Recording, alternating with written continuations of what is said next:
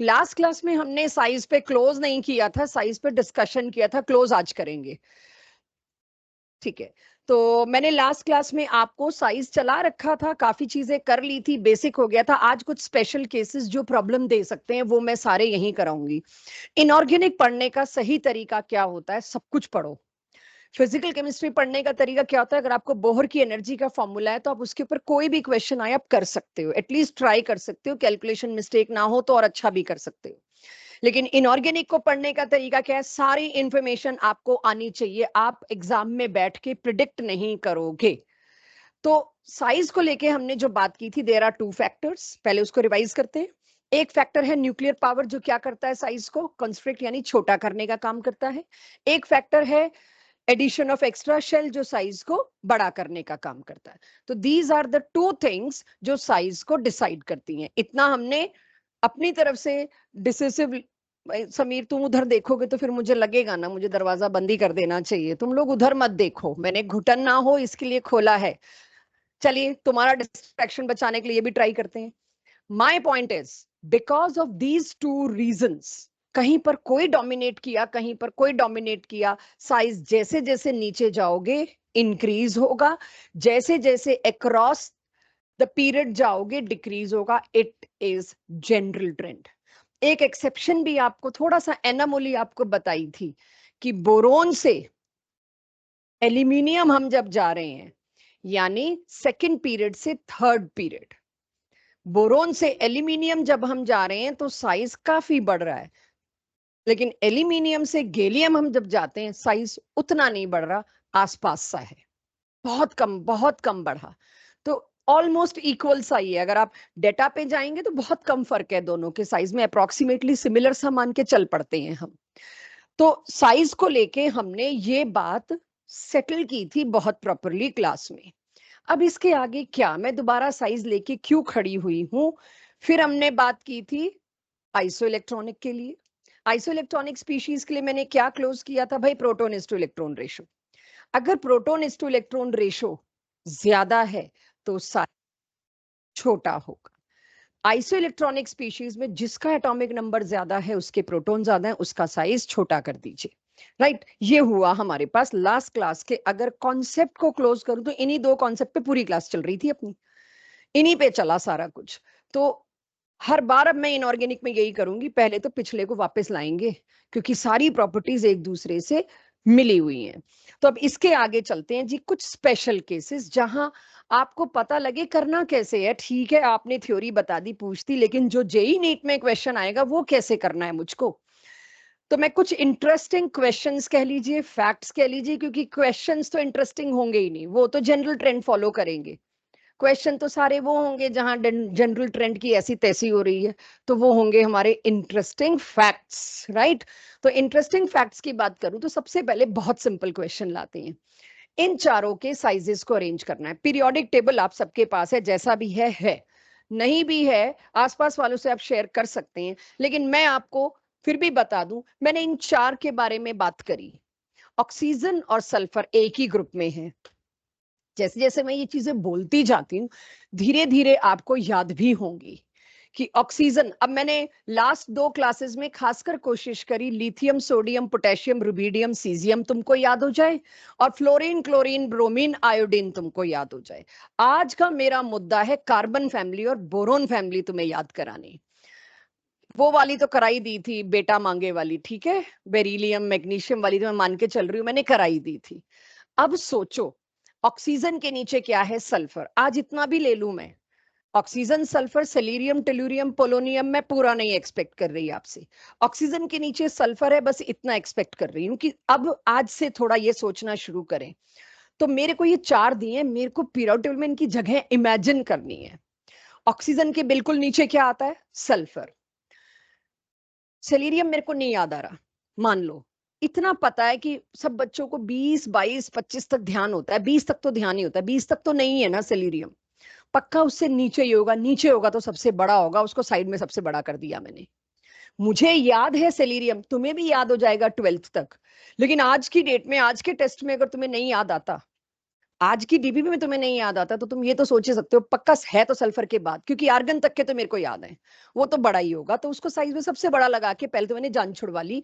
मुझे इसका ऑर्डर लगाना था, मैंने सेलेरियम को तो पहले ही सबसे बड़ा लगा दिया, क्योंकि मेरे 20 तक तो वो आ नहीं रहा, उससे नीचे आ रहा है तो बड़ा है। देन कम इन तीनों में कार्बन, ऑक्सीजन, सल्फर की पोजीशन आपको मैंने ग्रिड में दिखा दी। इट डज नॉट मीन कि कार्बन के बाद ऑक्सीजन आता है, वी ऑल नो कार्बन के बाद नाइट्रोजन आता है, बट मेरे क्वेश्चन में जो है उसकी लोकेशन मैंने बताई। मुझे पता है इस साइड जाऊंगी तो साइज का क्या होगा, डिक्रीज, और इधर जाऊंगी तो साइज का क्या होगा, इंक्रीज। ये सबसे बड़ा होगा, सेलेरियम तो पहले ही मैंने ट्रेंड से आउट कर दिया कि ये तो पता ही है, तो ये सबसे बड़ा होगा सल्फर, उसके बाद कार्बन, और सबसे छोटा ऑक्सीजन। अगर आपने ऐसे नहीं किया 100% आप गलत करोगे उसको। बिना ग्रिड डायग्राम के मत करिएगा कुछ भी ट्रेंड पूछे। हाँ, सीधा डाउन द ग्रुप पूछ लिया, क्रॉस द पीरियड पूछ लिया, वो लड्डू है, वो स्कूल में पूछेंगे। अब तो स्कूल में भी नहीं पूछते, स्कूल में भी यही वाले उठा के लाते हैं, क्योंकि ऑब्जेक्टिव की चॉइस आ गई स्कूल वालों के पास। सो अब आपके पास ये ट्रेंड नोट हो जाएगा सबके पास। Second trend, help me out. Silicon, aluminium, phosphorus, sodium, एकदम देख के समझ ही नहीं आता ये कहाँ है। पहले 20 अगर तुमको ध्यान और अब तुम पीरियोडिक टेबल में देख सकते हो। एल्यूमिनियम, सोडियम है 11, एल्यूमिनियम है 13, सिलिकॉन है 14, फास्फोरस है 15। बट एटॉमिक नंबर याद करना is not a good good form, good thing. आप पीरियोडिक टेबल खोलो जरा। सही तरीका क्या है जिससे आपको एटॉमिक नंबर का लोड ना रहे? अपने पार्टनर्स के साथ शेयर कर लो, सारों को खोलने की जरूरत नहीं है, आसपास वालों से आप शेयर कर सकते हैं। मेरा ही दिया हुआ है, और ले सकते हैं, पीछे पड़े हैं, किसी के पास नहीं है वहां से उठा सकते हैं। तो ये बिल्कुल परेशान मत होइएगा, ढेर रखा हुआ है पीछे पीरियोडिक टेबल का, किसी के पास नहीं है उठा लीजिए, आज चाहिए होगा थोड़ा सा आपको। सो अब आपके पास पीरियोडिक टेबल में देखना जरा, सोडियम कौन से पीरियड में है? थर्ड पीरियड में है बॉयज, समीर, थर्ड पीरियड में है। उसी थर्ड पीरियड में आगे की तरफ बढ़ते जाओ, क्या ये सारे टकरा रहे हैं? तो एक ही पीरियड में इधर से इधर टकरा रहे हैं, नंबर का क्या करना मेरे को? दक्ष, आपके पास है पीरियोडिक टेबल? तो मुझे नंबर का तो कुछ नहीं करना, मेरे को इतना पता चल रहा है कि हम सोडियम से फास्फोरस जब जा रहे हैं एक ही पीरियड में इस तरह से जा रहे हैं, और इस तरह से जाने का मतलब क्या है? साइज का छोटा होना। तो अब मेरा अंदाजा है कि मेरी क्लास को पता हो फास्फोरस नॉन मेटल वो उसी साइड होगा, मेटल इस साइड होगा, मेटलॉइड बीच में होगा। एनीवेज, लोकेशन अगर मैं देखूं पीरियोडिक टेबल की ये है, तो एक ही पीरियड का आपको दे दे, लपक के लीजिए, इजीएस्ट होगा। तो इसमें अगर मैं साइज का ऑर्डर लगाऊं तो चेक करना, सोडियम सबसे बड़ा, फिर एल्यूमिनियम, फिर सिलिकॉन, फिर फास्फोरस। अपने पीरियोडिक टेबल में देख लेना, गलती मेरे से हो सकती है, तुम पे डिपेंड करेगी आज मेरी गलती। तो ये दो केसेस मैंने आदत डाली, बिना ग्रिड बनाए मत करना। अब आते हैं तीसरे केस पे, ग्रिड बनाने की जरूरत ही नहीं, लेड दिया है मैंने, इसका पीरियोडिक टेबल से कोई लेना देना नहीं। इसका किस बात से लेना देना है? अगर कैटायन की मैं बात करूं तो कैटायन अपने पेरेंट से छोटा होता है, डबल कैटायन अपने पेरेंट से डबल छोटा होता है, ये और भी छोटा होगा। तो क्या मेरी क्लास एग्री कर रही है अगर मैं ये ट्रेंड लिखूं? लास्ट क्लास के टेस्ट में शायद मैंने फास्फोरस का ऐसा कुछ दिया भी था, +3 +5, +5 वाला ज्यादा छोटा होगा, +3 वाला बड़ा होगा, तो ये भी हो जाएगा। तो ये 3 ट्रेंड्स तो ऐसे थे जो आपको बताया जा रहा है कि कैसे करना है इस क्वेश्चन को अटेम्प्ट।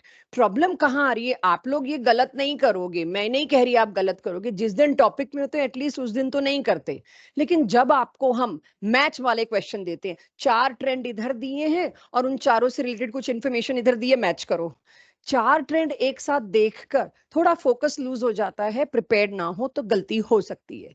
दूसरा, जो लेटेस्ट क्वेश्चन जेई नीट के आ रहे हैं, 4 ट्रेंड देख के पूछ लिया, इन चारों में से विच इज इनकरेक्ट। एक तो बचपन से आदत है करेक्ट चीज ढूंढने की, आपको ढूंढवा रहे हैं इनकरेक्ट, पहला तो माइंडसेट आपका वहां चैलेंज कर दिया, और दूसरा 4 ट्रेंड, 2 ट्रेंड तो आपके होंगे लड्डू पक्के से, और वो 2 ट्रेंड होंगे आपके ऐसे स्पेशल, अगर आपको पता नहीं है तो आप खुद तो नहीं बता सकते, फिर आप करोगे टॉस, 2 में से एक।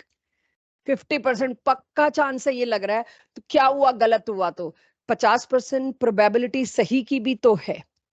तो हम ट्वेल्थ के एंड में इस चीज के लिए ग्रूम करेंगे, तुक्का कितने क्वेश्चन पे मार के आइए, कैलकुलेशन करेंगे कि अगर आपको अपनी गट फीलिंग पे जाना है, जिसको कहते हैं इंटेलिजेंट गेसिंग, है तो इन्हीं दोनों में से।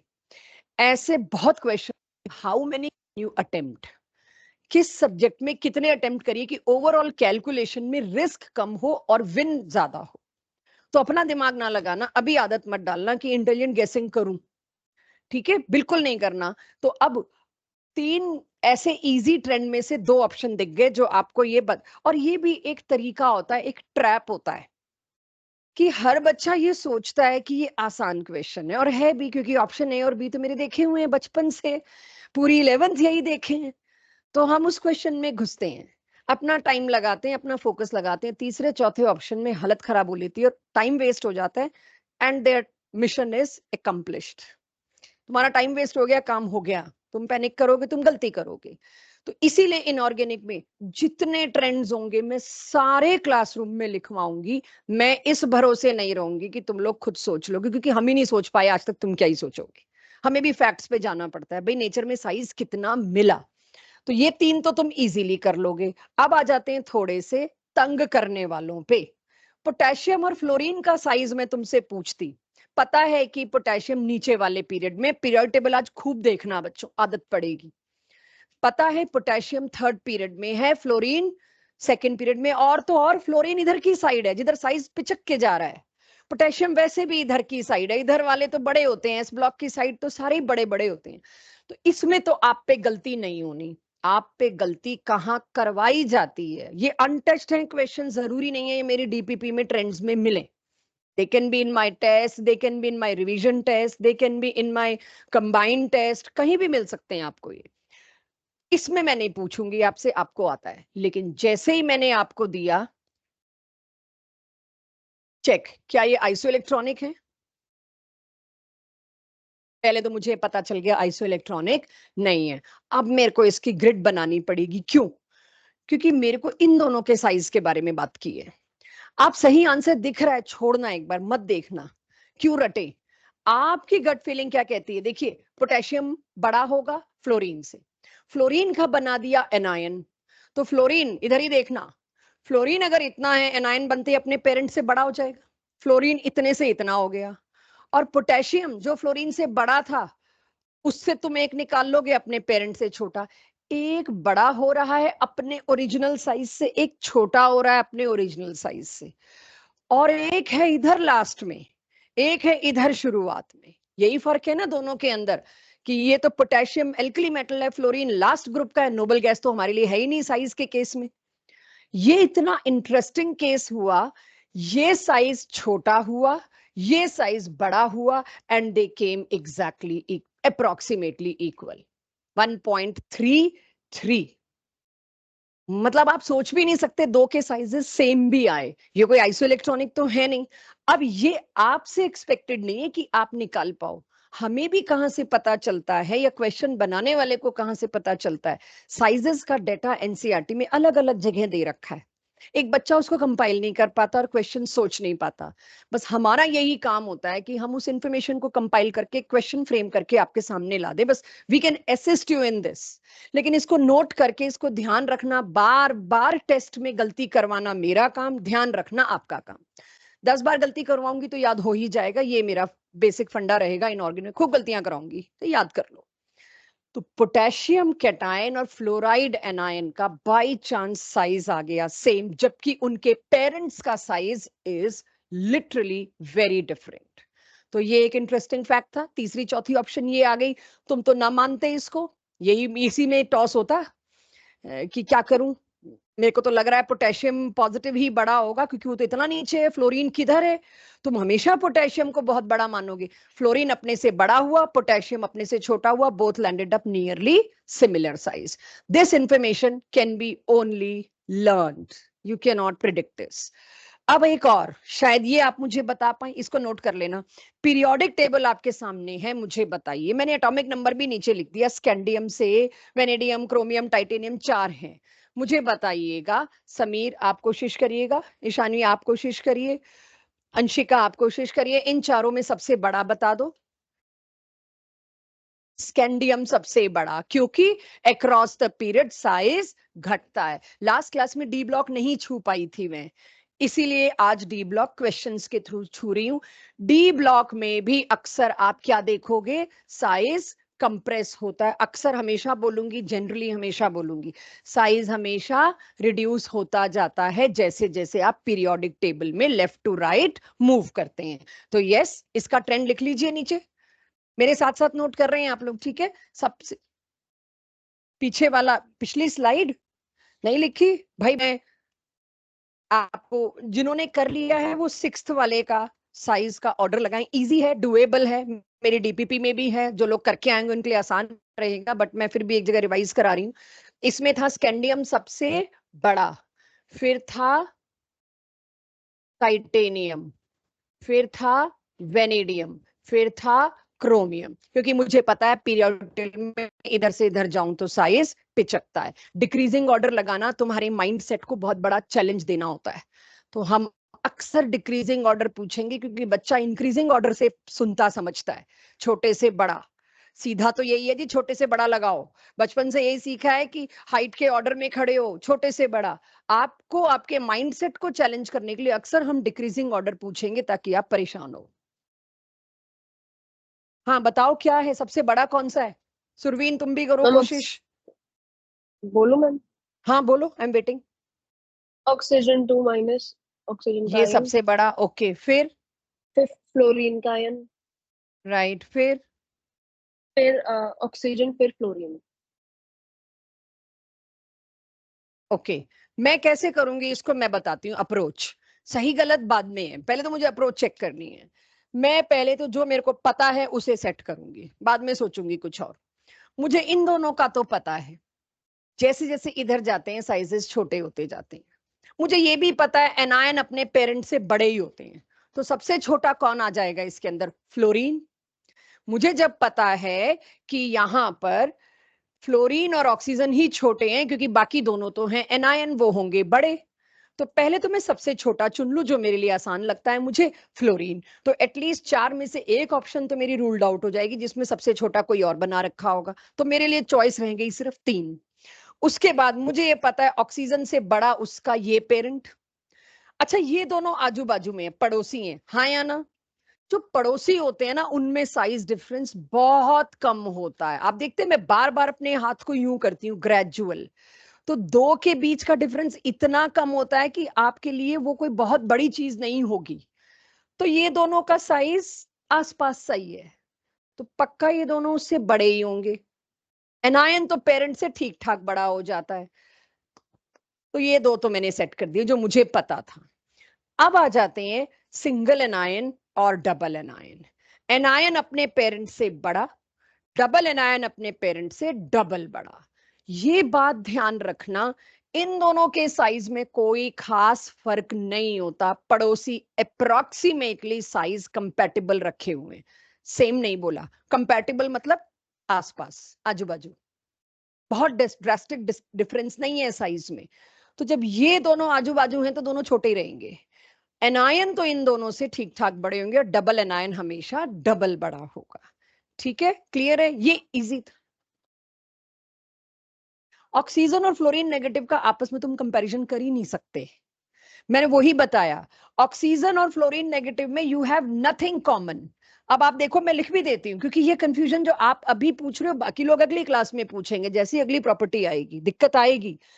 आपको पहले तो इन दोनों का size due to periodic table general trend आपको ऑलरेडी पता है, यहां तो मुझे नहीं लगता क्लास में किसी को भी दिक्कत आएगी, जनरल ट्रेंड है ये।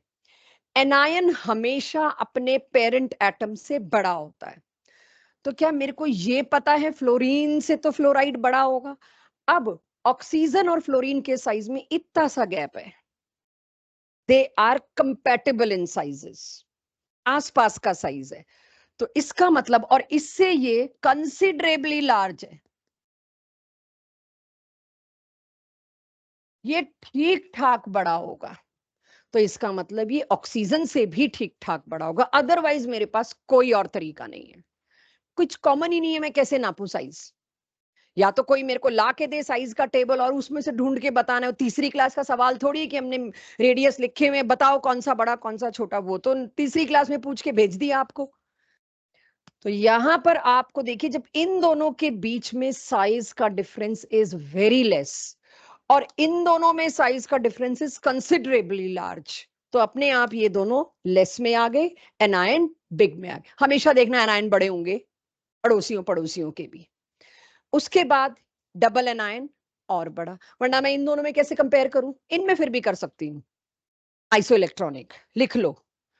इनके अंदर तो बढ़िया कंपैरिजन मेरे पास है आइसो इलेक्ट्रॉनिक, और उसमें हम देखते हैं जिसका एटॉमिक नंबर बड़ा है उसका साइज छोटा है।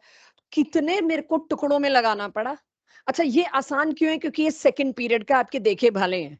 जैसे हम थर्ड फोर्थ पीरियड में पहुंचेंगे क्लास 12 तक आते आते, ये थोड़ा अनयूजुअल होने लगेगा, लेकिन कॉन्सेप्ट सेम लगेगा, डिट्टो कॉपी जो मैंने लगाया। ऐसे ही टुकड़ों टुकड़ों में लाना पड़ेगा। दैट्स व्हाई मेरे को आज प्रैक्टिस करानी थी। आप अपने आप नहीं कर सकते ये जब तक आपसे बहुत बार इस पे बात ना की जाए। आ गया सबके पास? ये छोटी छोटी चीजें इज द की, जो छोटे छोटे टुकड़े में लिख रही हूं। But best is learn. और वो लर्न कैसे होगा? साइज के जो भी आपको स्पेशल ट्रेंड मिले, दो ही मिले, एक ही है और एक वो पोटेशियम वाला, जितने ट्रेंड मिले एक ही शीट में आ जाएंगे इस पर्टिकुलर चैप्टर के, वो आपके घर पे कमरे में कहीं चिपक जानी चाहिए, वो हमेशा दिखती रहनी चाहिए आपको। तो सबसे बढ़िया तरीका यही होता है। हो गया बच्चों? Last, ma'am. फिर हम अगली प्रॉपर्टी पे आते हैं। हाँ जी, कहीं से कोई डाउट आया? हाँ। बोलो। हाँ जी मैम, एक बार मैम पिछली स्लाइड करना।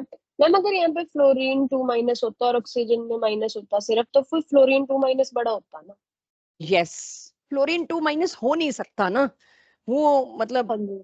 हाँ, तो जो भी तुम कह रही हो ठीक ना, ये होता वो होता, वेट ये सब मिल रहा है तुमको, ठीक। बिल्कुल सही। लेकिन बस यहां पर तुम लोगों की एक दिक्कत आएगी थोड़ी, तुम खुद क्वेश्चन नहीं क्रिएट कर पाओगे। खुद क्वेश्चन क्रिएट करने में तुम्हें ये पता होना चाहिए कि क्या ये चीज एग्जिस्ट भी करती है। तो F2 - एग्जिस्ट ही नहीं करता, इसलिए आंसर इसका तुम लोग दे सकते हो। 8th वाले का नहीं दे सकते, वो मैं दूंगी। 7th का तुम दे सकते हो। क्या कौन सा ऑर्डर है ये? सल्फर सबसे बड़ा कि सबसे छोटा? सबसे बड़ा sulphur, okay. Then potassium sulphide, then potassium ion, then scandium tri positive ion. बताइए ये क्या लॉजिक क्या लगाया है? सो इसके नीचे लिखिए भाई ये आइसो इलेक्ट्रॉनिक है। आप देखो ना, S2 नेगेटिव 18 आर्गन के पास पहुंचा। क्यों अनंत? नहीं, कुछ कुछ ढूंढ रहे हो या कुछ सोच रहे हो? अच्छा, 8th का, एक मिनट तुमसे ही पूछती हूँ। पोटेशियम पॉजिटिव, ये भी 18। स्कैंडियम का नंबर 21 है, 3 पॉजिटिव, ये भी 18। जहां आइसो इलेक्ट्रॉनिक स्पीशीज आई, कृपया आप proton is to electron ratio पे आइए, जिसका एटॉमिक नंबर जितना बड़ा उसका साइज उतना छोटा। क्योंकि आप पीरियोडिक टेबल में देखें तो कोबाल्ट के बाद आता है कॉपर, कॉपर के बाद आता है जिंक। अभी लिखना मत ये size, my question. Periodic table में जिंक का परिवार देखो, कुछ बताया था मैंने इस फैमिली के लास्ट क्लास में? कुछ बताया था? ये ट्रांजिशन एलिमेंट्स में रखने लायक है नहीं, क्योंकि डेफिनेशन डिसोबे कर रहे हैं। ये कहां रखने लायक है? S block. इसका साइज बहुत बड़ा, क्योंकि एस ब्लॉक के साइजेस बड़े होते हैं। जिंक फैमिली इतनी जगह धोखा देगी ना डी ब्लॉक को, इसीलिए लास्ट क्लास में मैंने अपनी 12th तक अपने आप को सुखी कर लिया। मैं 12th तक तुमको ताने देती रहूंगी, बताया था ना पीरियोडिक टेबल के टाइम कि जिंक की फैमिली को जबरदस्ती यहां रखना पड़ा मोस्ले को, इसकी सिमेट्री बनाने के लिए। ये हर चीज में किसकी नकल कर रहा है? एस ब्लॉक की, क्योंकि आखिरी इलेक्ट्रॉन एस में जा रहा है और एस ब्लॉक के साइजेस आर वेरी लार्ज। ये मेरा आपको पढ़ाने का तरीका है। इसका सही रीजन क्लास 12th में मिलेगा, why zinc has abruptly high size, class 12th में मिलेगा।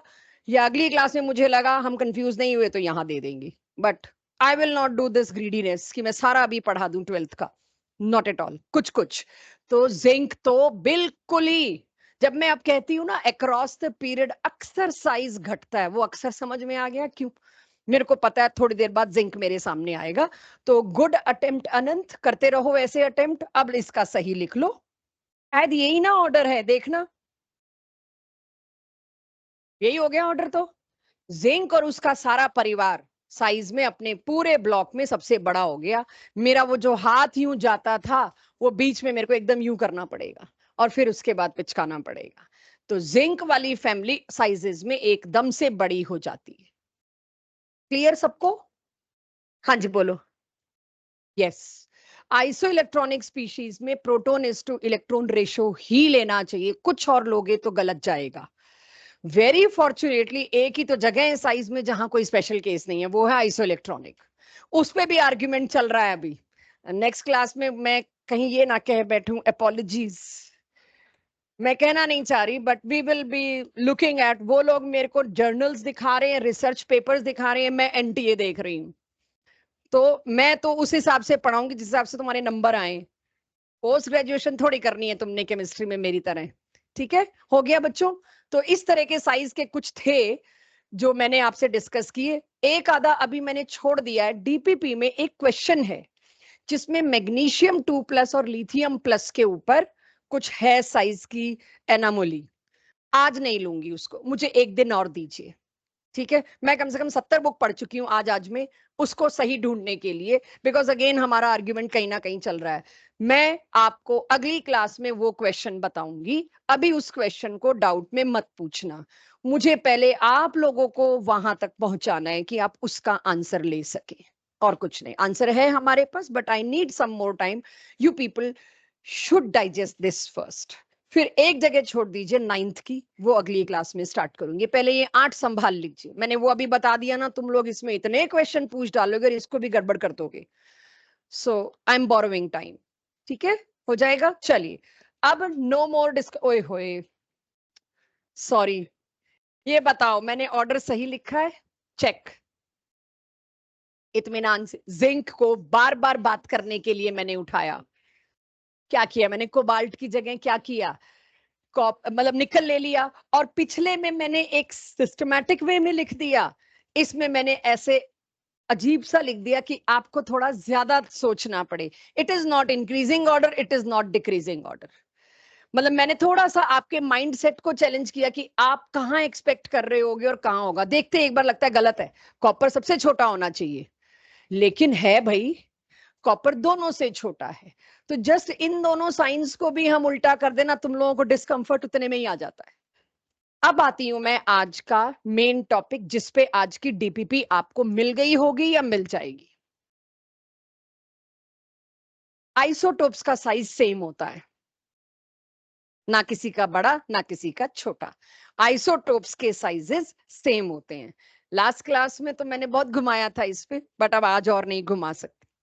एनसीईआरटी में ढूंढा ना मेरे को, बस एनसीईआरटी, हाँ पता है मेरे को, बहुत लोग आके बोल चुके हैं ढूंढी तो सही एनसीईआरटी कम से कम। मैं फिर भी एक बार खुद भी ढूंढूंगी, शायद पुरानी में हो, बट मुझे ऐसा पुरानी में ही देखा था। चलो आई सर्च एनीवेज। अब साइज के बारे में थोड़ी देर बिल्कुल मत सोचना। कोई डाउट है क्लास के बाद?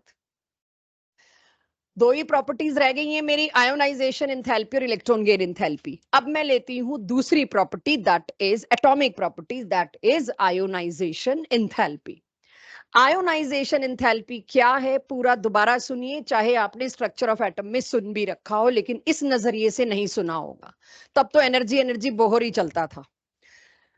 अगर किसी भी आइसोलेटेड, आइसोलेटेड मतलब अकेला एटम, अब अकेला एटम कैसे लाऊं? गैस बना दो किसी चीज को, वो एटम दूर दूर हो जाएंगे तो वो अकेला हो गया। आइसोलेटेड गैसियस एटम, और उस पे एटम है मतलब न्यूट्रल भी है, ना कोई चार्ज है कुछ है। तो अब थोड़ा सुन लेना फिर लिख लेना, कुछ खास नहीं है। मतलब ऐसा कुछ नहीं लंबा चौड़ा यहाँ लिखने को आपको ज्यादा लोड लेना। अगर कोई न्यूट्रल आइसोलेटेड गैसियस एटम, ये 3 वर्ड अगर डेफिनेशंस में से तुमने खाए तो तुम असली क्वेश्चन में गलती करोगे। एटम का आइसोलेटेड होना जरूरी है, न्यूट्रल होना जरूरी है, आइसोलेटेड होना जरूरी है। मतलब इन शॉर्ट इसके आसपास कुछ नहीं होना चाहिए, ये किसी इन्फ्लुएंस में नहीं होना चाहिए, इसके ऊपर चार्ज भी नहीं होना चाहिए। अगर ऐसी सिचुएशन में आपने सबसे बाहर वाला इलेक्ट्रॉन, ये मैं आपको इलेक्ट्रॉनिक कॉन्फ़िगरेशन में भी करा के, क्योंकि आयरन में से 2 इलेक्ट्रॉन निकालने हैं तो बाहर वाले निकालने हैं, राइट? सबसे बाहर वाला इलेक्ट्रॉन जो कि मोस्ट लूजली बाउंड होता है, उसको, आपको पता है यहां और यहां इसके बीच में क्या है, force of attraction, binding energy, रोक रखा है, इसको बांध रखा है एटम के अंदर। इस एनर्जी को ओवरकम करने के लिए जो एनर्जी दी जाए ताकि एक इलेक्ट्रॉन इनफाइनाइट डिस्टेंस पे, यानी इसको पूरा छोड़ के निकल जाए, इस अमाउंट ऑफ एनर्जी को कहते हैं ionisation energy. Latest word for energy is enthalpy. तो आयन ही तो बन रहा है, इसीलिए ionisation. The process of making an ion is called as ionisation. तो इसका नाम दे दिया आयोनाइजेशन एंथैल्पी। तो मेरे को अगर जवाब दे सको आप लोग, ये एनर्जी, मैं एनर्जी बोलूं आप एंथैल्पी ही समझिएगा, ये एनर्जी रिलीज्ड है कि रिक्वायर्ड है? क्यों आदित्य? इस बाइंडिंग एनर्जी को ओवरकम करने के लिए कितनी एनर्जी दूं जिससे कि एक इलेक्ट्रॉन इनफाइनाइट डिस्टेंस तक बाहर निकल जाए, उसको कहते हैं ionisation energy. My question is, ionization energy required in this process और रिलीज्ड? Required, very obvious. तो ionization enthalpy is always required, no exception to this. Ionization energy क्या है? कितनी एनर्जी की जरूरत पड़ेगी अगर एक इलेक्ट्रॉन उठा के बाहर फेंकना है तो? Is this clear everybody? तो मेरे को डेफिनेशन में 3 शब्दों की तरफ ध्यान देना है आपका, neutral, isolated and required. Gaseous तो हो ही गया जब आइसोलेटेड हो गया, तो न्यूट्रल, आइसोलेटेड और रिक्वायर्ड। अगर ये 3 शब्द नहीं भूले तो इसमें गलती के चांस कम है। अब लिखिए डेफिनेशन। मेरे 5 ऑनलाइन वाले बच्चे भी बता देना कहीं भी कोई डाउट आ रहा हो तो। पहले इतना लिखिए और अब अपनी अपनी कॉपी में रिक्वायर्ड वर्ड के नीचे अंडरलाइन कर लेना, अगली क्लास में इसी में कंफ्यूज होने वाले हो तुम। मैं देखूं, लिख लिया बच्चों? इतना डायग्राम बनाए बिना मेरे सब्जेक्टिव टेस्ट में भी नंबर नहीं मिलेंगे पूरे, अगर ये दिखाया नहीं कि, और उसमें दिखाते वक्त ये भी ध्यान रखना कैटायन छोटा बनाना। अब आप साइज जानते हो, कहीं कैटायन बड़ा मत बना देना, बड़ी बेसिक सी बेवकूफी लगेगी, राइट? चलिए, आयोनाइजेशन एंथैल्पी को प्रेजेंट कैसे करते हैं, उसको सिंबलाइज कैसे करते हैं? कोई भी एंथैल्पी है, उसका साइन, उसका सिंबल फिक्स है H। एंथैल्पी का मतलब H, एनर्जी की जगह जब एंथैल्पी वर्ड लाया गया तो सिंबल भी बदला गया H। This is required change. पहले कितनी थी, बाद में कितनी देनी पड़ी, अभी इस चेंज के चक्कर में हम नहीं पढ़ेंगे, थर्मोडायनेमिक्स चैप्टर इसी पे। तो इसका सिंबल है ये, और I स्टैंड्स फॉर आयोनाइजेशन। तो इसको रिवर्स में पढ़िए, आयोनाइजेशन एंथैल्पी, ये रिवर्स में पढ़े जाते हैं, राइट? आप बहुत सारे सिंबल अब देखेंगे आपको रिवर्स में पढ़ने होंगे केमिस्ट्री में। इसका या तो यूनिट होगी किलो जूल। अच्छा, आप बच्चों की आदत है किलो जूल जूल, पर मोल की आदत नहीं है। मैंने जब स्ट्रक्चर ऑफ एटम में फोटो इलेक्ट्रिक इफेक्ट की डीपीपी कराई थी, उसमें एक स्पेशली क्वेश्चन रखा था किलो जूल पर मोल का, ताकि तुमको आदत रहे पर मोल सुनने की। अब ध्यान ये रखना कि आपको अगर मैं कहती हूं सोडियम की, सुनना, ये लिखने वाली बात नहीं है, सोडियम की आयोनाइजेशन एंथैल्पी है 235 किलो जूल पर मोल। इसका मतलब 1 मोल सोडियम में से, सारे 1 मोल सोडियम में से मोस्ट लूजली बाउंड इलेक्ट्रॉन, जो सबसे बाहर वाला इलेक्ट्रॉन है 3s1, सभी में से 3s1 इलेक्ट्रॉन अगर निकाला तो एनर्जी इतने किलो जूल है। आई कैन नॉट रिपोर्ट 1 इलेक्ट्रॉन की, 1 एटम की, वरना इलेक्ट्रॉन वोल्ट होता है यहां पे, राइट? सो किलो जूल पर मोल में ही रिपोर्ट होगी। 1 क्वेश्चन, ओरल क्वेश्चन, इसी को देख के बताओगे तुम लोग। एक सोडियम एटम में से अगर इलेक्ट्रॉन निकालना है तो उसकी आयोनाइजेशन एंथैल्पी है 10 kilo joule. Rather let me reconstruct the question. एक सोडियम एटम से अगर बाहर वाला आखिरी लूजली बाउंड इलेक्ट्रॉन निकालना है तो एनर्जी लगी 10 जूल्स या किलो जूल, जो पसंद आए। What is it's ionisation enthalpy?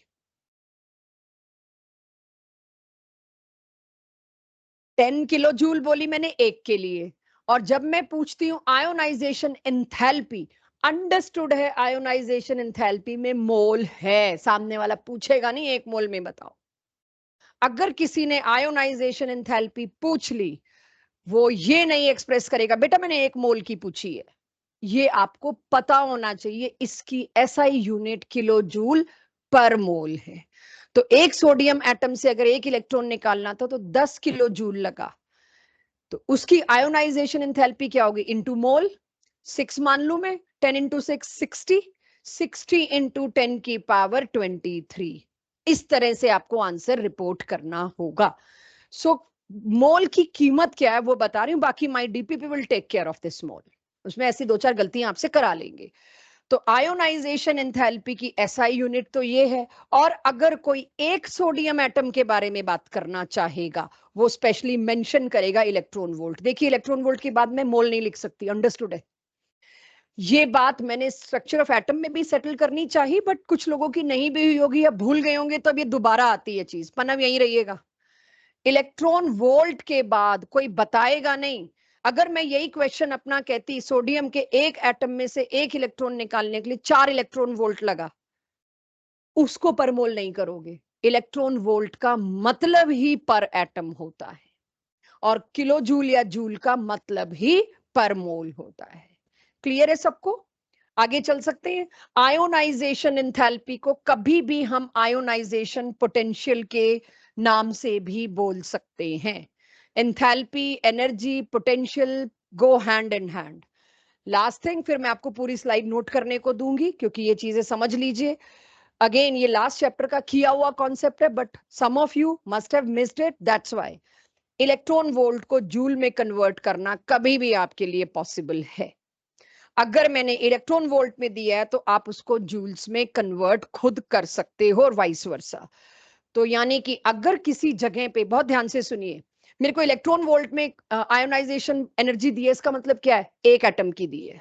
पहले तो तुम क्या करोगे, उसको जूल्स में कन्वर्ट करोगे, इतने जूल एक एटम की। बट आयोनाइजेशन एंथैल्पी में क्या होता है, फिर उसको मोल से मल्टीप्लाई करोगे, तब जाके आपकी आएगी आयोनाइजेशन एंथैल्पी की सही यूनिट।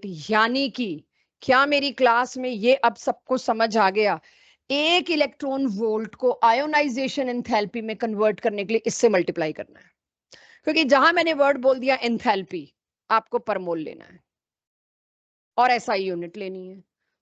एक इलेक्ट्रॉन वोल्ट को किससे मल्टीप्लाई कर रहे हो, 96.49 से, तब जाके वो अपने आप किलो जूल पर मोल में कन्वर्ट होगी।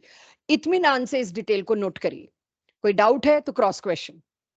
ये एनसीईआरटी बैक एक्सरसाइज का क्वेश्चन है, बेशक नोट मत करना, ये डीपीपी में भी मिल जाएगा।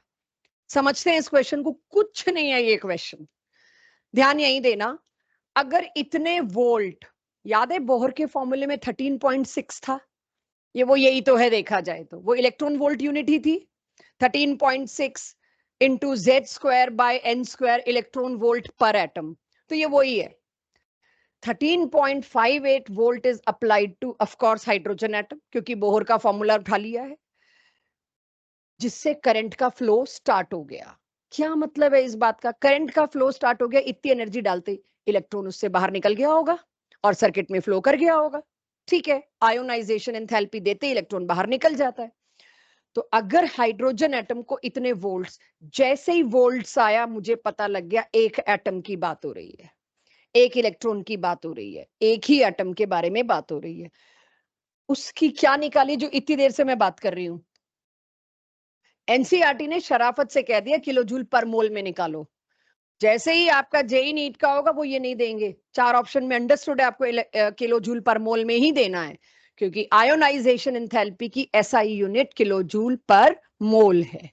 तो मेरे को क्या करना है, इतने वोल्ट दे रखा है, आप जानते हैं एक इलेक्ट्रॉन वोल्ट को कन्वर्ट करना था तो क्या फैक्टर आया था, 96.49, तो मैंने वही तो करना है। अनन्या यही है आप, बिल्कुल, तो बच्चा जमीन देख रहा है, कोई आसमान देख रहा है, तो वो यहाँ नहीं है मेरे साथ, तो इससे मल्टीप्लाई किया। और आपको याद हो बोहर का एक और फॉर्मूला यही था, 1310 into Z square by N square kilo joule per mole. तो मैंने कुछ नहीं किया। अगर किसी को वो वाले फॉर्मूला भी याद है तो कन्वर्जन उनके हाथ में है। देखिए डीपीपी में है क्वेश्चन ये वाला, आज की डीपीपी में चेक। अच्छा ज्योति मैम अभी सर्कुलेट करा देते हैं।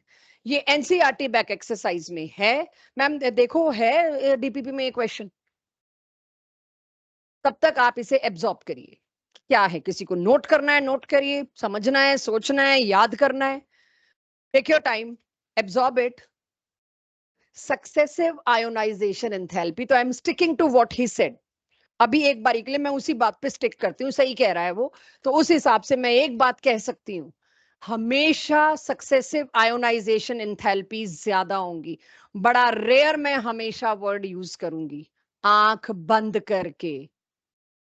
बहुत रेयर मेरे को ये बोलने का मौका मिलेगा इनऑर्गेनिक केमिस्ट्री में। पेन छोड़ दो बालकों, छोड़ दो, लिख लेना। अब जरा इसको समझते हैं क्या बात हो रही है। अगर किसी भी एटम में से, गैशियस आइसोलेटेड न्यूट्रल एटम में से आप पहला इलेक्ट्रॉन निकालते हैं तो उसको क्या बोलते हैं? Ionisation enthalpy 1। वो आई और 1 एक साथ ना आ जाए इसीलिए मैंने आई इधर लिख दिया, 1 इधर लिख दिया। उसके बाद उसी में से दूसरा निकालना पड़े उसको बोलते हैं आयोनाइजेशन एंथैल्पी 2। ऐसा कभी नहीं होगा, अभी आप में से कोई पूछ ले मेरे से पहला छोड़ के हमें दूसरा निकालना हो, तो ऐसा कोई सिस्टम नहीं है। बाहर वाला ही पहले निकलेगा, वो एनर्जी को एब्जॉर्ब कर लेगा, तुम चूज नहीं कर सकते आगे से हट मेरे को उस वाले को निकालना है। नॉट पॉसिबल कि आप आते हैं ये सवाल। एनर्जी गई तो सबसे लूजली बाउंड ही बाहर निकलेगा, इट्स लॉ।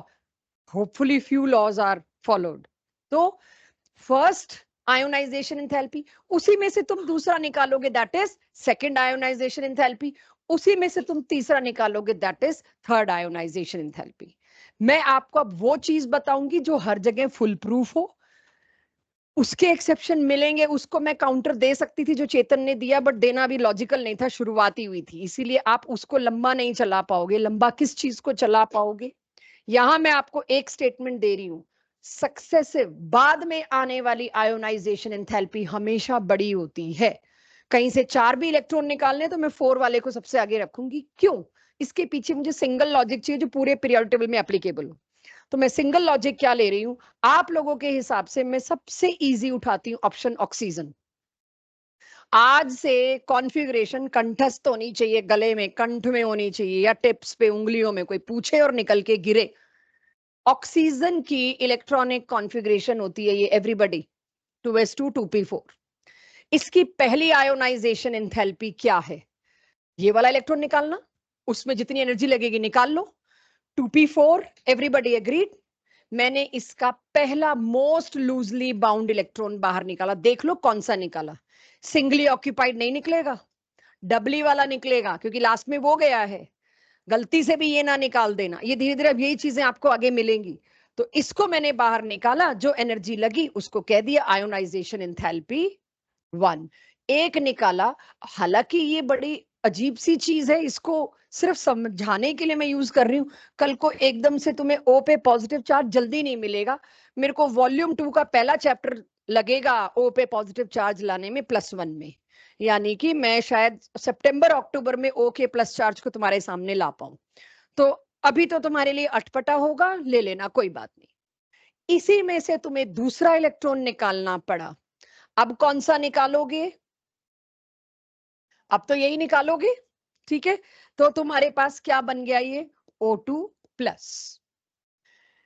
बाद वाला इलेक्ट्रॉन निकालना हमेशा मुश्किल होता है, लेकिन तुम कहो है तो 2p में से ही, तो वो तो डिस्टेंस तो सेम है। नहीं, ये लॉजिक नहीं लगेगा। लॉजिक क्या लगेगा? I am coming to that. पहले मैं आपको आयोनाइजेशन एंथैल्पी 1 और 2 समझाने के बहाने ये बताना चाह रही थी निकलता कौन सा है। अब एक और एग्जांपल लेती हूं, या कह लीजिए यहीं पे बात कर लेते हैं। मैंने कहा successive ionisation enthalpies are always higher. ये वाली वैल्यू इज, इन दोनों में कोई मेरे से बात करे तो वैल्यू बड़ी कौन सी होगी? सेकंड वाली। कुछ देख के कोई मेरे को वजह बता सके? अब लूजली बाउंड वाली बात तो गड़बड़ हो गई, यहाँ दोनों ही 2p में थे। पहले वाला भी 2p में से निकल रहा था, बाद वाला भी 2p में से निकल रहा था। इसमें सिमिट्री बन रही है। अच्छा मैं 1 2 में थर्ड पे नहीं आना चाह रही अभी, 1 और 2। ये ना अभी इसको भूल जाओ तुम। टूट रही है, कह तो सही रहे हो, सही कह रहे हो, सिमेट्री टूट रही है, कुछ बेटर वर्ड लाओ उसके लिए। Okay okay, exactly half field. अब सिमेट्री और एक्सचेंजेस बताना, पीछे जाना है, इतना पीछे नहीं जा सकते आप। जो यहां तक आया वो ये जानता है exactly half filled configurations are very stable. क्यों स्टेबल है वो एक सेपरेट क्वेश्चन है, आप जवाब नहीं दोगे।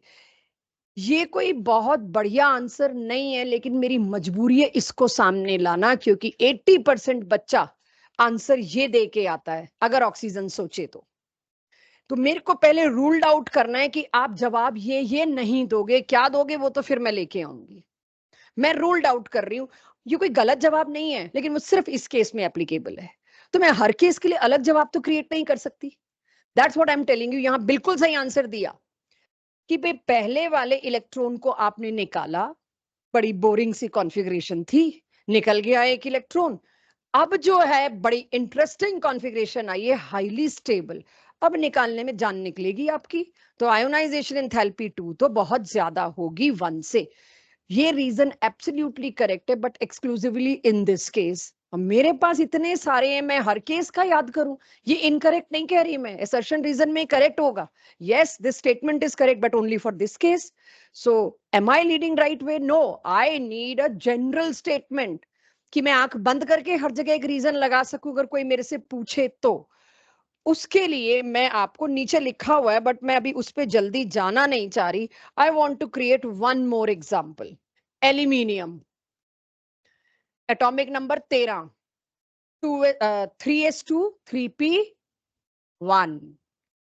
यहां मैंने वो हाफ फील्ड वाला चक्कर ही खत्म कर दिया कि तुम लोगों को बीच में वो आए ना, तो क्या जवाब दोगे? 0 हो जाएगा मेरा जवाब यहाँ पे। तो इसकी कॉन्फ़िगरेशन है 3s2 3p1, atomic number 13। Aluminium से एक इलेक्ट्रॉन निकाला।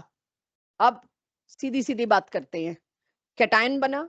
माय हिंट, कैटायन बना। इसमें है आयोनाइजेशन एंथैल्पी 1 कह सकती हूँ इसको।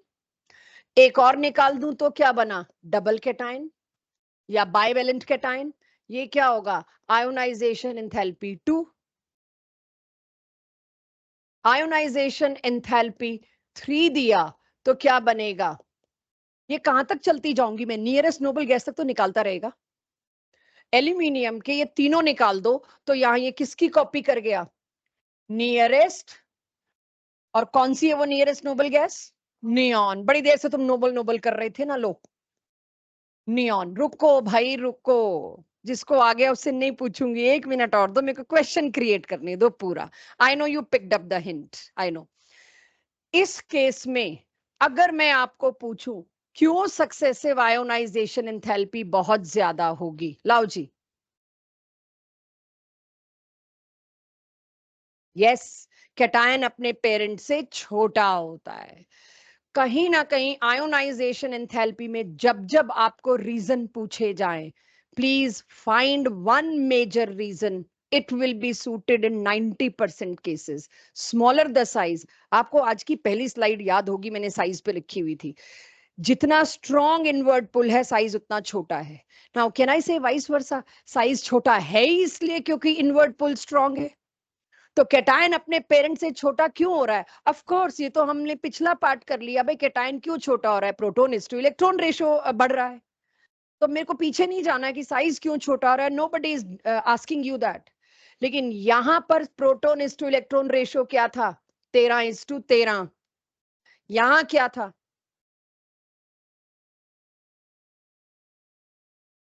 13:11।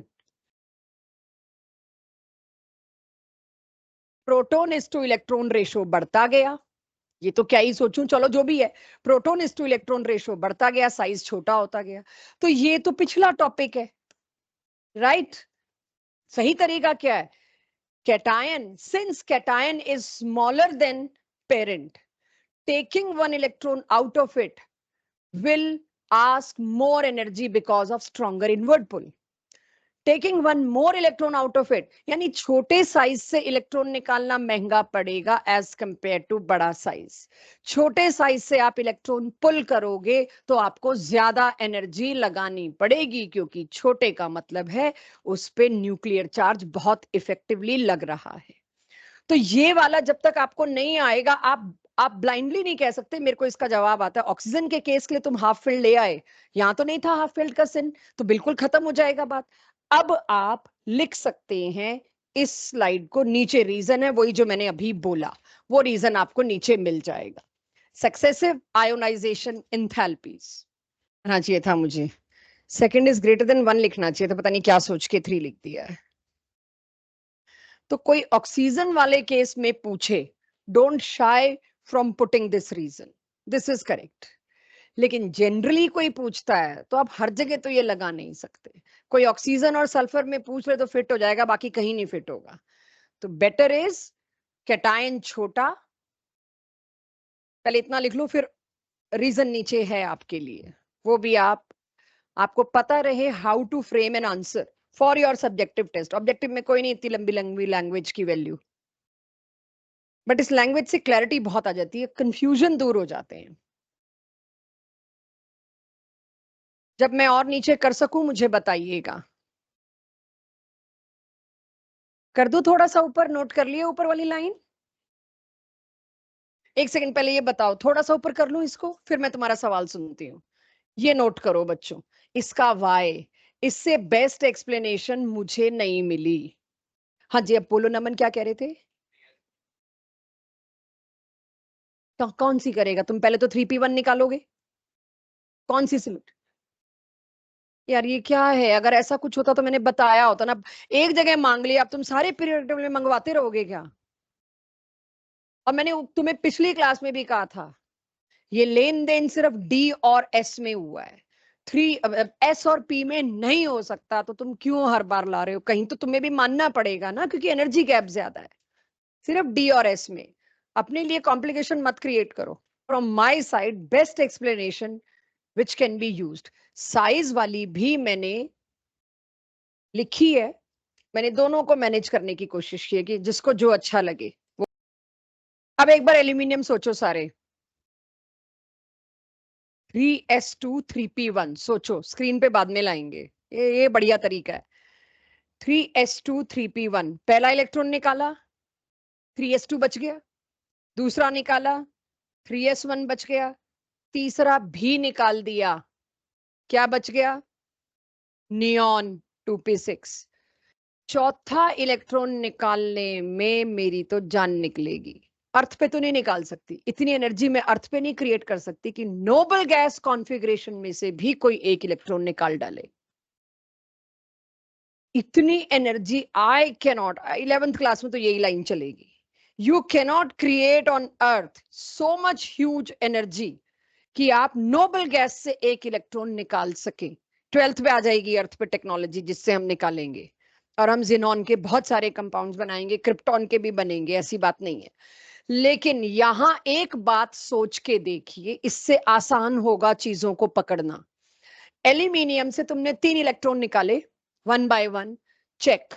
अगर मैं कहूं पहला इलेक्ट्रॉन निकालने में मेरे को एनर्जी लगी 300 किलो जूल पर मोल, दूसरा इलेक्ट्रॉन निकालने में शायद लगी 1500 किलो जूल पर मोल, तीसरा निकालने में लगी शायद 2800 किलो जूल पर मोल। सक्सेसिव आयोनाइजेशन एंथैल्पी बढ़ती जा रही है। चौथा इलेक्ट्रॉन में जैसे ही निकालने पहुंची, मुझे कितनी एनर्जी की जरूरत लगी? 25,000 किलो जूल पर मोल, एब्रप्ट इंक्रीज। कहीं पे आयोनाइजेशन एंथैल्पी में एब्रप्ट इंक्रीज मिले, उसका मतलब क्या है? आपने ये कोशिश नोबल गैस से करी है निकालने की, वरना इतना एब्रप्ट नहीं होना था। इट मींस उस पर्टिकुलर एलिमेंट में जिसकी बात हो रही है उसके वैलेंस शेल में 3 ही इलेक्ट्रॉन थे। चौथा तुम कहां से निकालने चल पड़े? नोबल गैस कॉन्फ़िगरेशन में। एक और चेक, अब तुम लोगों से पूछूंगी, तुम जवाब दोगे। एक एलिमेंट है एक्स, ये है एनसीईआरटी बैक एक्सरसाइज के, डीपीपी के आज की टेस्ट के क्वेश्चंस। एक एलिमेंट है एक्स और एक एलिमेंट है वाई, मैं नाम भी नहीं दे रही कि तुम्हें लोकेशन से पता लग जाए। एक x एक y, इसकी पहली ionisation enthalpy, first ionization enthalpy है 220 किलो जूल पर मोल। इसकी पहली आयोनाइजेशन एंथैल्पी है 320 किलो जूल पर मोल। दोनों में से कौन सा एल्कली मेटल है, कौन सा एल्कलाइन अर्थ मेटल है?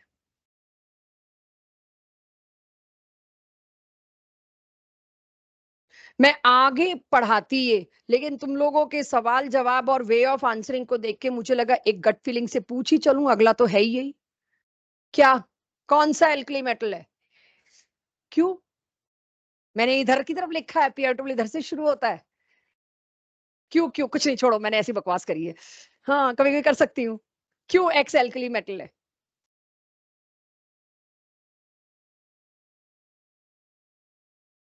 राइट, सबसे बड़ा साइज किसी एक पीरियड में एल्कली मेटल का होता है। देन सही कह रहे हो, लेकिन यहां तो राइट, जिसका जितना बड़ा साइज होता है उसके अंदर आयोनाइजेशन एंथैल्पी उतनी कम लगेगी। बड़ा साइज क्योंकि लूजली बाउंड आ गया कहीं से, तो मैंने तो पकड़ ली बात।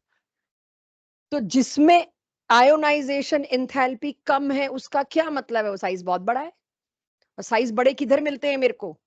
Alkali metal. और क्वेश्चन में मैं कह रही हूं एल्कली या एल्कलाइन, कुछ और नहीं, तो आपको सोचना ही इस साइड के लिए। एल्कली मेटल का साइज बड़ा तो उसकी आयोनाइजेशन एंथैल्पी कम। एल्कलाइन अर्थ मेटल का साइज छोटा तो उसकी पहली आयोनाइजेशन एंथैल्पी ज्यादा। एक और चेक, मतलब मैं बता के पूछ रही हूं आपको, क्योंकि अभी आपको आती नहीं है चीजें। ये है फर्स्ट आयोनाइजेशन एंथैल्पी और ये इसकी है second ionisation enthalpy. Abrupt increase देख रहे हैं?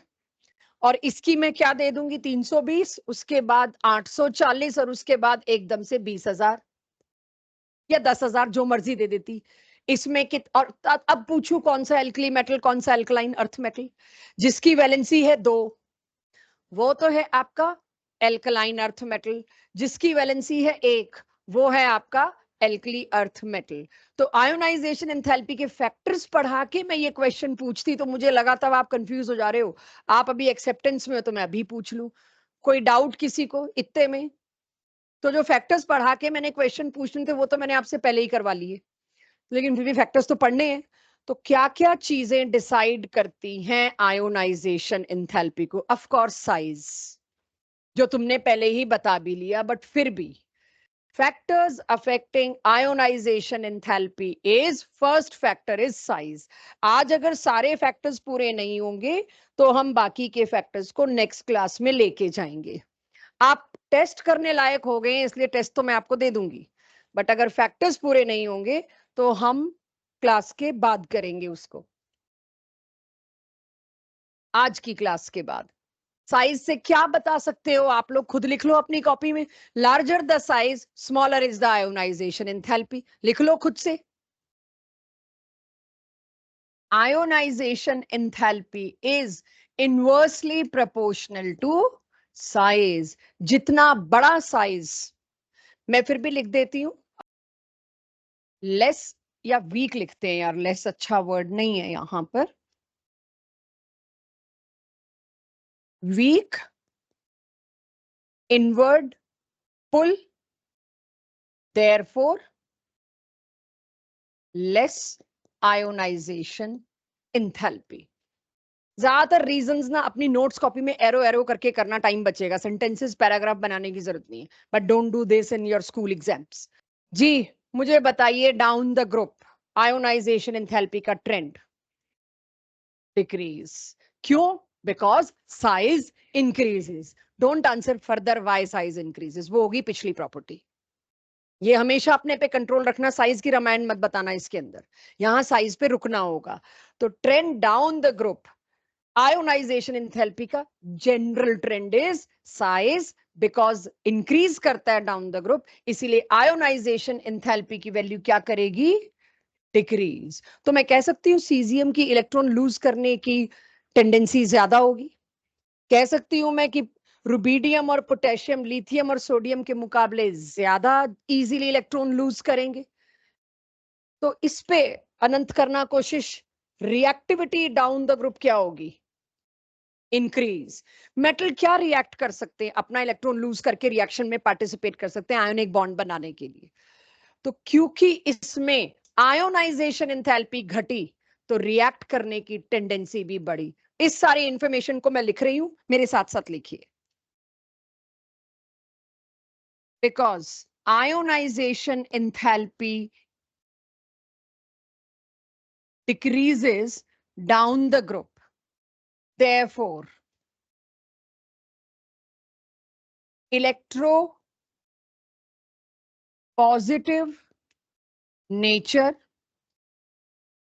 और उसको ब्रैकेट में लिख रही हूं tendency to lose electron. Electron lose करने को कहा जाता है खुद पॉजिटिव हो जाना, कैटायन बना लेना, यानी इलेक्ट्रोपॉजिटिव नेचर। तो टेंडेंसी टू लूज इलेक्ट्रॉन और इलेक्ट्रोपॉजिटिव नेचर जैसे जैसे आप नीचे जा रहे हो इंक्रीज हो रहा है।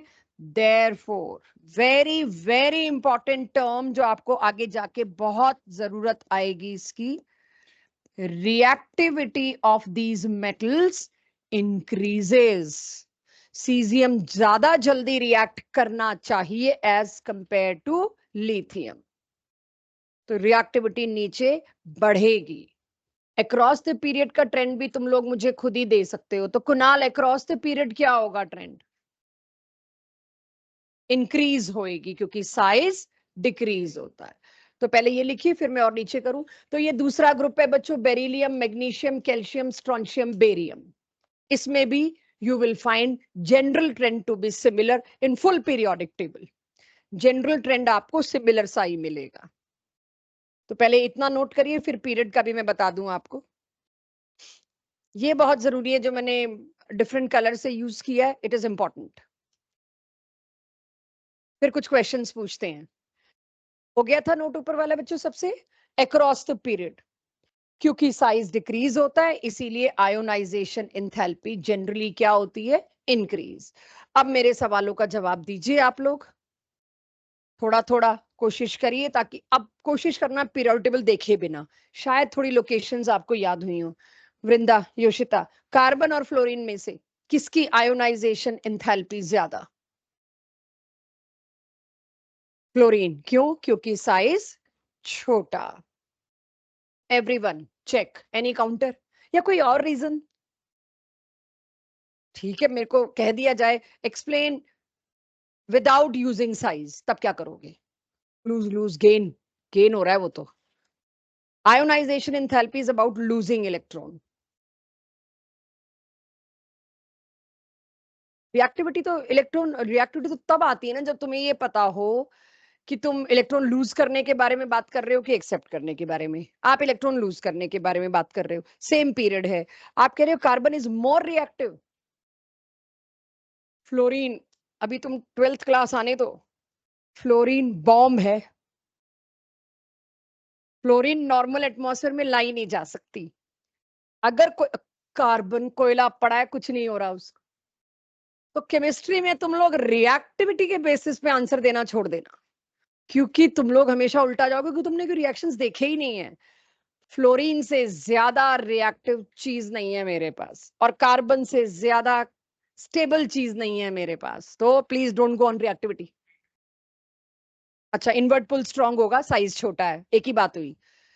ये भी सोच सकते हैं कुछ लोग, मतलब मैं ये नहीं कह रही कि ये सोचना चाहिए।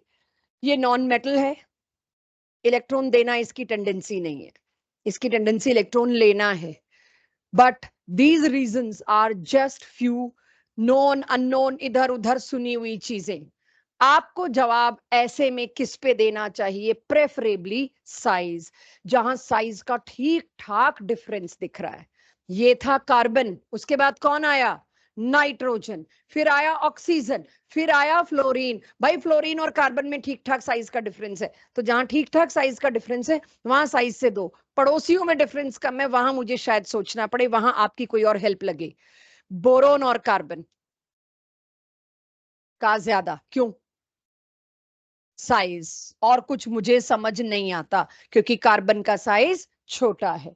सिलिकॉन और सल्फर, क्योंकि सल्फर अगेन सिलिकॉन के बाद है सल्फर, कार्बन के नीचे सिलिकॉन है, बस यही तुम लोगों ने अब याद करना है, कार्बन के नीचे सिलिकॉन, ऑक्सीजन के नीचे सल्फर।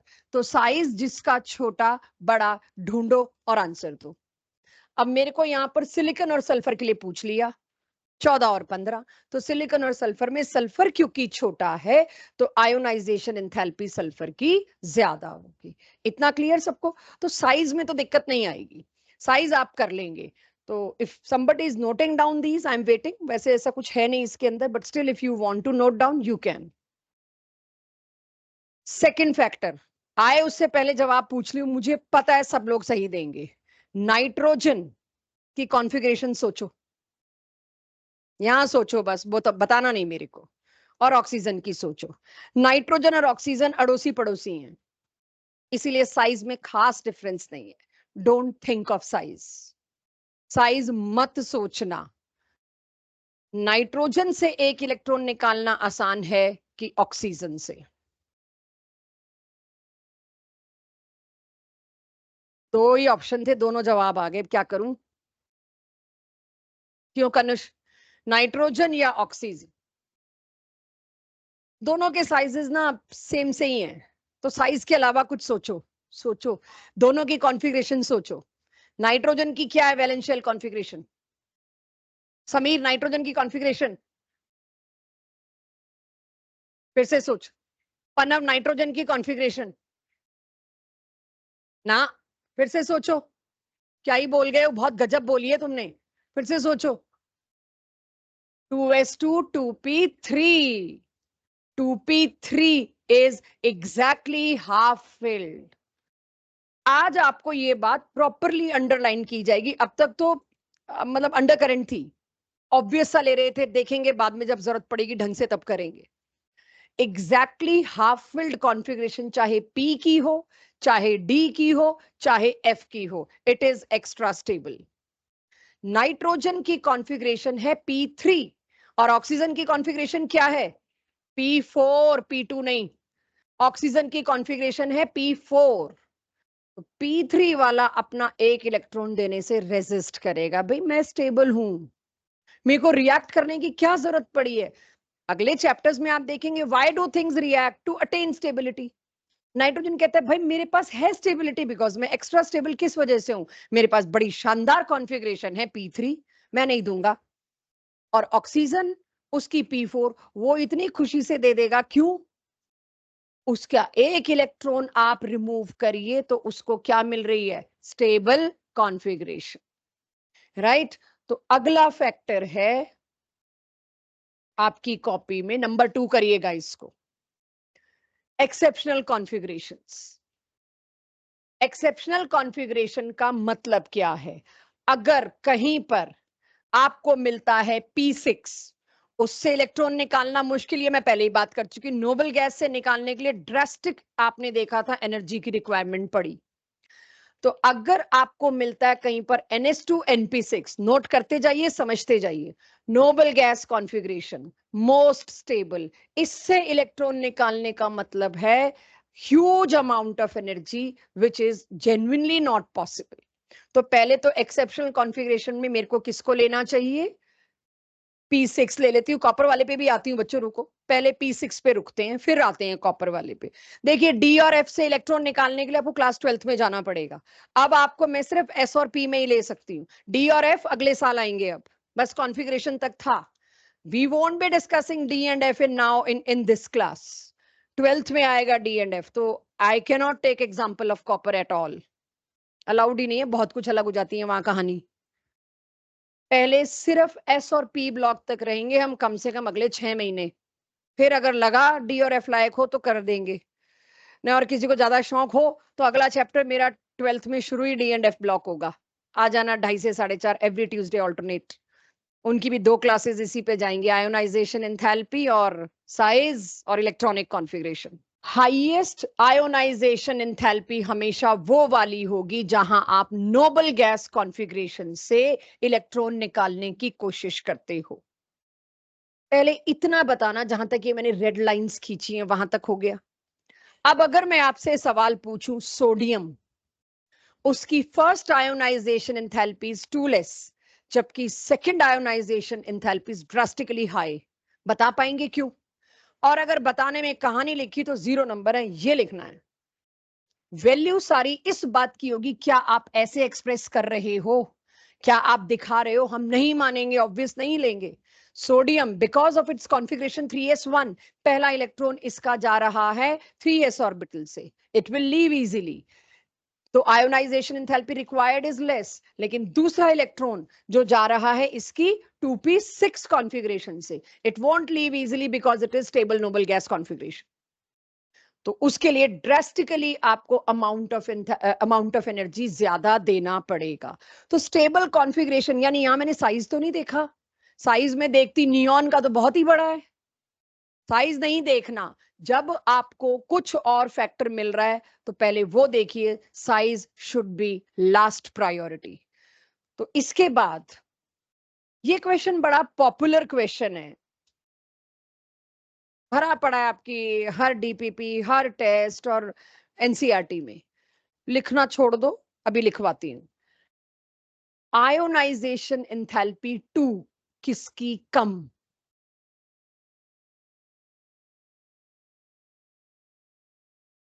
केशव, आयोनाइजेशन एंथैल्पी 2 किसकी कम?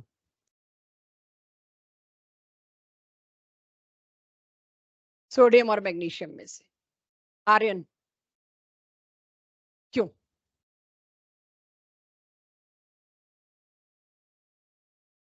परफेक्ट, मेरे लिए इतना ही बहुत है। पहला इलेक्ट्रॉन निकाला तो 3s2 से क्या हो गया 3s1, दूसरा इलेक्ट्रॉन निकाला तो 3s1 से नोबल गैस गया। पहला इलेक्ट्रॉन मैं मैग्नीशियम का निकालती हूं तो 3s2 से कहां जाएगा 3s1, दूसरा निकालती हूं तो बड़ा राजी निकलेगा भाई, क्योंकि 3s0 करना है, क्योंकि नोबल गैस आ गई। तो अगर मैंने 3s0 किया, बेटर है 3s0 ना लिख के मैं क्या लिखूं, नियॉन या नोबल गैस, कुछ भी लिख दूं। तो सेकंड आयोनाइजेशन एंथैल्पी मैग्नीशियम की कम है, लेकिन वही सोडियम की सेकंड आयोनाइजेशन एंथैल्पी क्या हुई, आपने देखना है 3s0, यहां तो नोबल गैस पहुंच गया, आप second ionisation enthalpy drastically high, drastically high. तो ये जो पॉपुलर क्वेश्चन मैंने बोला एनसीईआरटी का क्या है, सोडियम और मैग्नीशियम, पहले लिख दी इसकी आयो 1 मतलब आयोनाइजेशन एंथैल्पी 1, इसकी लिखी है 220 और इसकी लिखी है 340। सेकेंड आयोनाइजेशन एंथैल्पी देखिएगा, इसकी लिख दी सीधे 10,000 और इसकी लिखी 820। तो क्वेश्चन आपके पास क्या है, फर्स्ट आयोनाइजेशन एंथैल्पी सोडियम की, rather first ionization enthalpy magnesium की ज्यादा है, जबकि सेकेंड आयोनाइजेशन एंथैल्पी सोडियम की ज्यादा है, क्यों? अगर आप ये जवाब देने लायक होते हैं तो आप इस fully filled configuration noble gas configuration की एक्चुअल अंडरस्टैंडिंग एप्लीकेशन ले पाते हो कि सोडियम और मैग्नीशियम की पहली आयोनाइजेशन एंथैल्पी में देखूं तो भाई सोडियम कम मैग्नीशियम ज्यादा, कोई बहुत ज्यादा फर्क नहीं है दोनों में। लेकिन सेकेंड आयोनाइजेशन एंथैल्पी में आप देखिए एकदम ही उल्टा हो गया मामला। क्लियर है सबको? तो ये जो मैंने लिखा यहां पर सोडियम और मैग्नीशियम वाली बात, मैं इकट्ठा नोट करने को जरूर कहूंगी आपको, पर अगर मैं आपको कहूं यहां मैं किन 3 चीजों की तरफ आपका ध्यान ले जा रही हूं, first, second and third. Ionisation enthalpy first किसकी सबसे ज्यादा होगी? नोबल गैस है, ये तो पूछना भी नहीं चाहिए था। सेकंड आयोनाइजेशन एंथैल्पी किसकी ज्यादा हुई? सोडियम। ये करो कोशिश, सोच समझ के, जल्दी नहीं। लिथियम की फर्स्ट आयोनाइजेशन एंथैल्पी ज्यादा, कोई मेरे से साइज पूछे तो पड़ोसी हैं दोनों, लिथियम बेरिलियम पड़ोसियों के साइज पे कम जाइए, बराबर सही है। तो साइज मत सोचना, कुछ और सोचना। कॉन्फ़िगरेशन नीचे लिखी है। यहां से एक इलेक्ट्रॉन निकलते ही बहुत बड़ा लालच आ रहा है उसको, मेरे को नोबल गैस कॉन्फ़िगरेशन मिल जाएगी। तुम मत दो एनर्जी, मैं खुद इलेक्ट्रॉन देने को तैयार हूं, बस तुम रख लो अपने पास, मेरे को एनर्जी भी नहीं चाहिए तुमसे। लिथियम को रोकना मुश्किल होता है, केरोसिन ऑयल में डिप करके रखते हैं लिथियम को। लिथियम सोडियम लैब में खुला नहीं छोड़ सकते। क्यों भाई? वो तैयार है, हवा में आने तो दो हमको, हम तो एक इलेक्ट्रॉन देंगे, आगे हवा पानी जाने उसका क्या करना है, हमें अपना एक इलेक्ट्रॉन लूज करना है, क्योंकि हमें तो नोबल गैस पे जाना है। And they will do so, rest you will take care. आग लग जाती है तो सोडियम और पोटेशियम को आग लगाने वाली चीज ये केरोसिन ऑयल उसके अंदर डिप करते हैं, क्योंकि मेरे को बाहर के हवा पानी से कांटेक्ट रोकना है। Kerosene is immiscible with water, moisture touch नहीं होना चाहिए इन पे, आया मॉइस्चर ब्लास्ट। क्यों? क्योंकि ये तो कोई मिल जाए बस, उससे एनर्जी नहीं मांग रहे कि एनर्जी विल टेक केयर, वो हम देख लेंगे। आप बस किसी चीज से मुलाकात करा दो हमारी, एक इलेक्ट्रॉन उसको दिया और उसको इतनी एनर्जी निकली, इतनी निकली। तो लिथियम का अगर आप एक टुकड़ा लेते हो ना, उसका सिर्फ इतना हिस्सा एक्सपोज हो जाए एटमॉस्फेयर पे, ये उसी को इलेक्ट्रॉन देगा और अपना स्टेबल कॉन्फ़िगरेशन हीलियम, जैसे ही स्टेबल कॉन्फ़िगरेशन आई धड़ाम से एनर्जी रिलीज करेगा, बाकी का ब्लॉक पूरा उस एनर्जी को लेके अपना इलेक्ट्रॉन रिलीज एंड एक्सप्लोड। तो इतनी जबरदस्त नोबल गैस कॉन्फ़िगरेशन की तरफ जाने की रेस लगी पड़ी है कि हमें इनको रोकना पड़ता है कि गलती से भी मॉइस्चर आसपास आया, हवा पानी आया, ये अपना इलेक्ट्रॉन दे देंगे उसको। तो ये इतना ज्यादा रिएक्टिव है। So the point is, noble gas configuration पे जाना एक बहुत बहुत बड़ा गोल है हर एटम के लिए। तो यहाँ साइज की तो क्या ही वैल्यू रह जाएगी। लिथियम छोटा है, उसको निकालने में दिक्कत होनी चाहिए एक इलेक्ट्रॉन, वो कहेगा I will take care, energy मैं दे रहा हूं खुद को, I will compensate. So because of first electron loss lead to a highly stable configuration, ionisation enthalpy lithium की तो सोचो भी मत इतनी कम होगी। लिखिए इसको, जब आप यहां पहुंचेंगे तो मैं इसके नीचे स्टेटमेंट लिखूंगी, तब तक जो मैंने ऊपर का नहीं लिखने दिया पहले उसे लिखिए। मैं जरा टाइम का लिहाज करूं और देखूं मैं आज टेस्ट दे सकती हूं या नहीं दे सकती। मैं सिर्फ फर्स्ट की, अच्छा यहाँ सेकंड लिखी है, सॉरी, पहले फर्स्ट कर लो बच्चों, पहले फर्स्ट करो, सेकंड तो आप दे दोगे भाई, मेरे को तो पहले फर्स्ट पे सेटल करना था, सेकंड तो आप दे दोगे। पहले ये जरूर मेंशन हो आपके अपने लिए, मेरे को कोई दिक्कत नहीं आप लिखें या ना लिखें, आपके अपने लिए आपको लगता है ये चीज भूल सकते हो तो। और जो आयोनाइजेशन एंथैल्पी मांगी है इन तीनों की, तीनों में एक कॉन्सेप्ट भेजना चाहा है। आयोनाइजेशन एंथैल्पी 2 नहीं पूछ रही मैं नीचे वाले की, मेरे को फर्स्ट मिल गई तो 2 तो मिल ही गई। फिर sodium magnesium is very popular, इसे मत भूलना। 4 में से एक स्टेटमेंट में तो ये लड्डू की तरह मिलता ही मिलता है, तो ये काफी पॉपुलर है, बड़ा कॉन्फिडेंस आता है अगर एक दो स्टेटमेंट भी देखी हुई हो तो आप क्वेश्चन में घुस पाते हो। जिन लोगों ने लिख लिया है वो इसका आयोनाइजेशन 2 का भी बता दो मेरे को।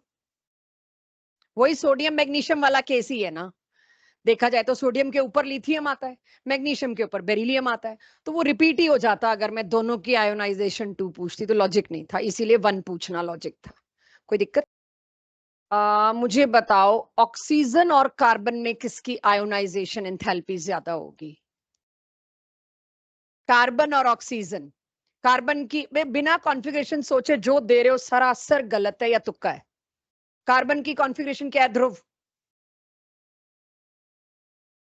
2s2 और 2p2। कोई एक्सेप्शनल केस ना, ना तो p3 है ना p6 है, मैंने क्या करना है?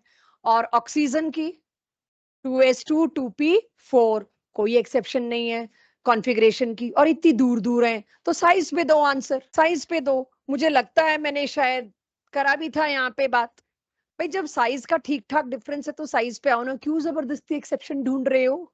कोई स्टेबिलिटी ढूंढ रहे हो, कोई रिएक्टिविटी ढूंढ रहे हो? जब दूर दूर हैं तो आसान पे पहुंचो, साइज, राइट? तो फिर से बताना भाई, ऑक्सीजन और कार्बन किसकी आयोनाइजेशन एंथैल्पी ज्यादा?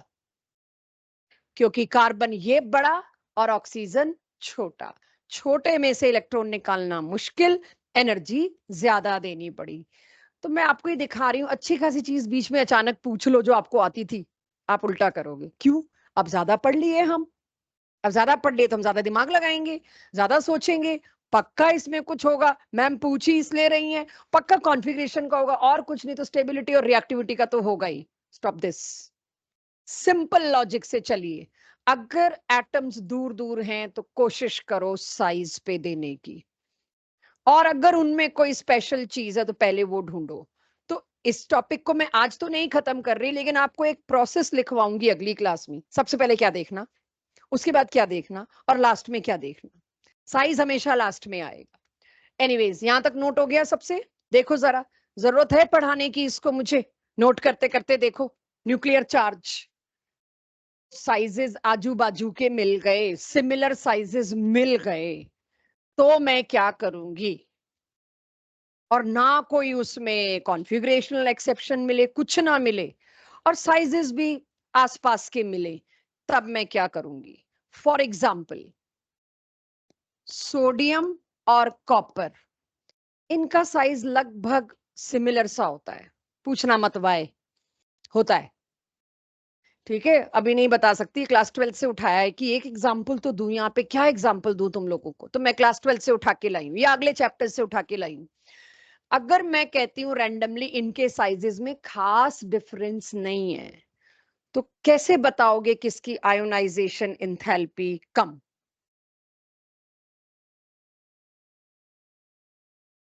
इनवर्ड पुल, बस साइज मैं कहती हूँ लगभग सिमिलर है।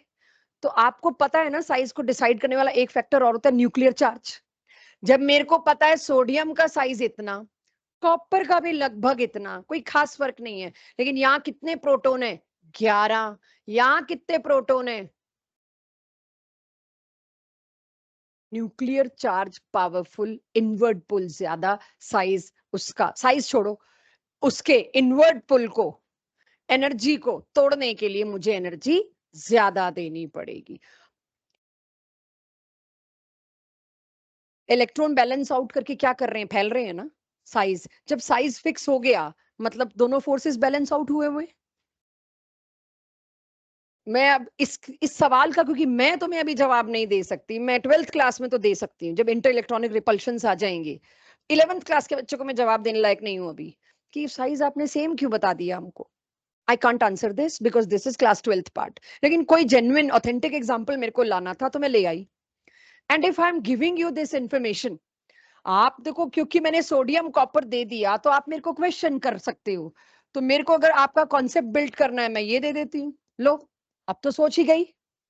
ए और बी दे देती हूँ कि अगर दो एटम्स हैं ए बी, ए का चार्ज है प्रोटॉन, ए का न्यूक्लियर चार्ज या एटॉमिक नंबर है 11, बी का एटॉमिक नंबर है 29, साइज इज अप्रोक्सीमेटली सेम, किसकी आयोनाइजेशन एंथैल्पी ज्यादा होगी? जहां इनवर्ट पुल ज्यादा होगा।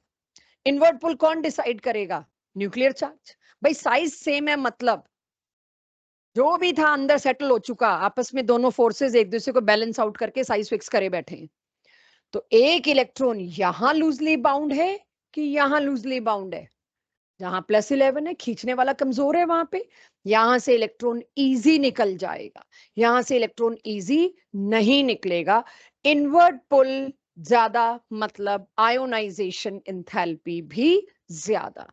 तीसरे पॉइंट को समझिए और मुझे बताइए, इन चारों में से किसकी आयोनाइजेशन एंथैल्पी सबसे कम? इन चारों में से ग्रिड बना के दिया है मैंने।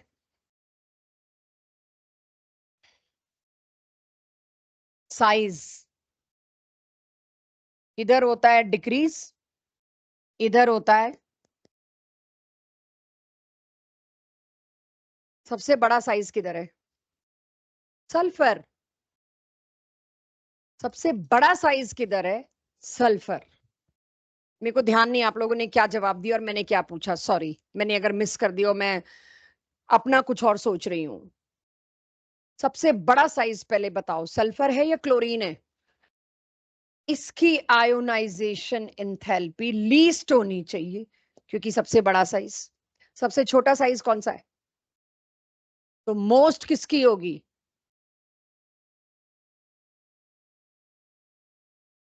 किसी को इसमें डाउट? मैंने साइजेस के लिए नहीं लिया, मैंने जस्ट ऐसे रैंडमली 3 फैक्टर्स हो गए, एक मैंने वो बना दिया जहां पे इलेक्ट्रॉनिक कॉन्फ़िगरेशन का कोई रोल नहीं है। आपको वो भी चेक करना आता हो, क्लास की शुरुआत भी इसी ग्रिड डायग्राम से की थी कि ऐसा कुछ करना पड़ेगा आपको। तीसरा फैक्टर हो गया कुल मिला के। आखिरी फैक्टर जस्ट नोट करने के लिए, मैं पेनिट्रेशन इफेक्ट आज करा नहीं सकती, इट्स क्वाइट क्वाइट अ लेंदी, और ना ही कोई आज प्लान था। बस आपको तीसरा नोट करना है, चौथा चौथा नोट करना हुआ ना, क्योंकि दिस वाज योर थर्ड। इसे आप फोर्थ को सिर्फ नोट करिए। कुछ लोगों को शायद नोट करके समझ आ जाए, मैं समझा बिल्कुल नहीं रही, आज टेस्ट नहीं ले रही क्योंकि आयोनाइजेशन एंथैल्पी पूरा नहीं हुआ। नोट करिए, अगली क्लास यहां से स्टार्ट होगी।